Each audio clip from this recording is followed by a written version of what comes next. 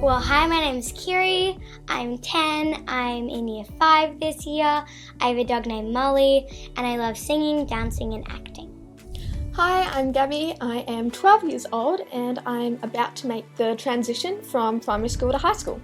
I'm Reka and I'm a second year uni student studying literature and French. My name's Isaac and I'm 13 years old and I'm really passionate about wildlife and the environment. I first got involved with radio a whole 7 years ago when our executive producer saw me give a speech at primary school, and she really liked my voice or the way that I talked, and she was like, "Hello, would you like to be on radio?" And I was like, "Of course." Well, my brother used to do radio, and as soon as I turned 9, I was like, I want to do this.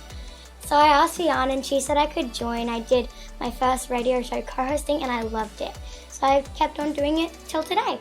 So as a parent, I really support my daughter to be involved in broadcasting activities because I've just seen what an enormous opportunity it's been for her to develop a whole lot of new skills. We support, involvement in broadcasting activities mainly because it's a very unique opportunity that students are involved in a very authentic and genuine experience. The roles I've played in producing a radio show have been pretty limited so far because I have just started.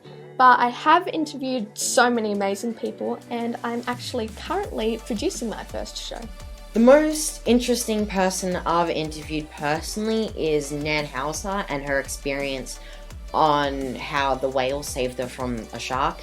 Well, there's so many to choose from, but I think one of them would have to be Costa from ABC's Gardening Australia. He was so great to chat to and he had some really cool and interesting ideas as well.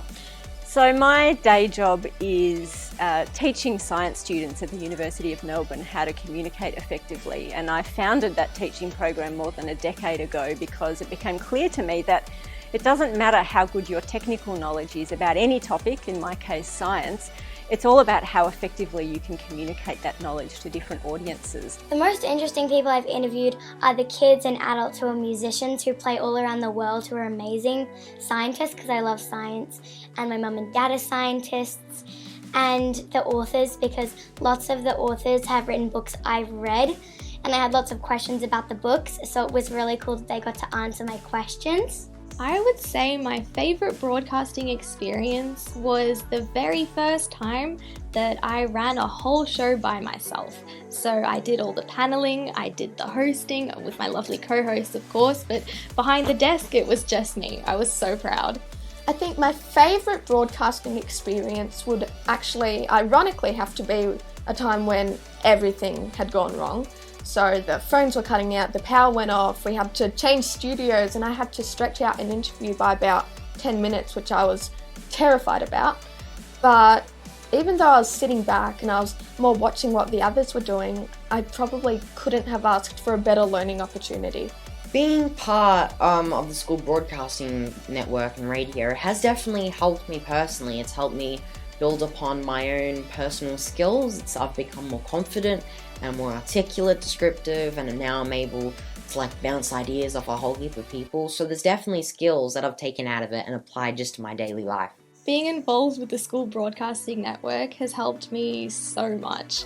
It really taught me how to talk with people and relate with people, and it has boosted my confidence in a lot of ways. It's helped me with my public speaking skills, being able to talk to new people, learning lots of new things from authors, scientists and musicians. Most of the time it's just kind of sitting back and enjoying this sense of pleasure you get from seeing your kid discovering a real passion that they have that they didn't know about. Now our children come with passions and it's not until we uncover those that they really show us their capability.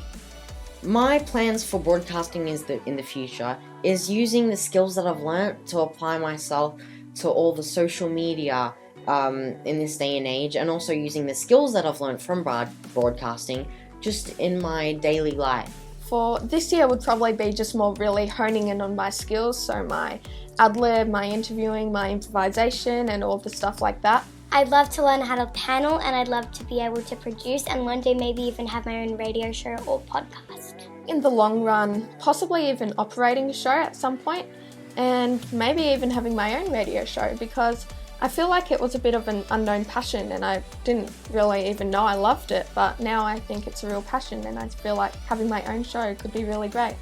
My advice for any parent or teacher thinking about supporting their student or their child to get involved with the radio program would be just to do it. It's an incredible opportunity to learn really important skills in a safe, supportive environment, working with kind professional people. Make sure to tune in again, same time, same place next week for another awesome edition of Primary Perspectives. Have a great week, everyone. This is Kiri, Reka, Isaac, And Gabby. signing off. bye.